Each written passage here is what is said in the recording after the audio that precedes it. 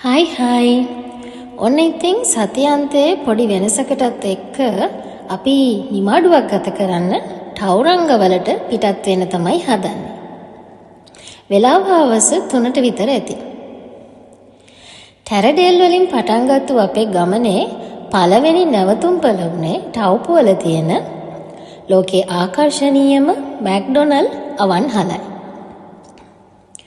අපි ගිය සැරේ ටවුපුවපු වෙලාවේ මෙතන ලස්සන බැලුවට අපිට මොකොත් කෑම ඕඩර් කරලා මෙතන රස බලන්න බැරි වුණා.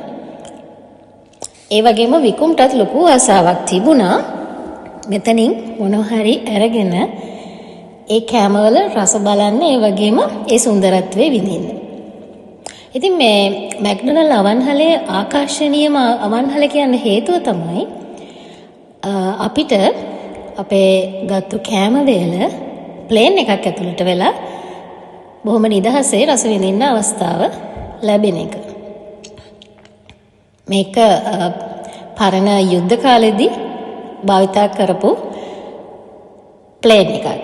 ඒ සම්බන්ධ විස්තර සියල්ලම නියම කුටියට ආසන්න ප්‍රදේශයේ ෆොටෝ සහ ඒ විස්තර දක්වලා තියෙනවා. ඉතින් අපි දවල්ට ඇත්තටම කාලා ගෙදරින් ආවේ. නමුත් මෙතනින් මොන හරි කන්න අවශ්‍ය නිසා අපි පොඩි කෑම වේලක් තමයි එදා අරගත්තේ. හැබැයි පොඩි අනපේක්ෂිත තෑග්ගකුත් අපිට ලැබුණා. ඒක හරිම ලස්සන කියුට් කුක් කෙනෙක්ගේ පුංචි මේසයක් උඩ තියන්න පුළුවන් විදිහේ ලස්සන ස්ටැචු එකක්. ඉතින් ටවුපු නගරයේ සුන්දරත්වය බලන ගම අපිට කෑම එකේ රස බලන්න ලැබුණා. ඉතින් මේ කෑමවල රස බලලා අපි ටවුපුවල ඉඳන් ටවුරංගවලට අපේ ගමන ආපහු පටන් ගත්තා. අපේ ගමන අන්තයට තව කිලෝමීටර් 160ක් විතර යන්න තිබුණා.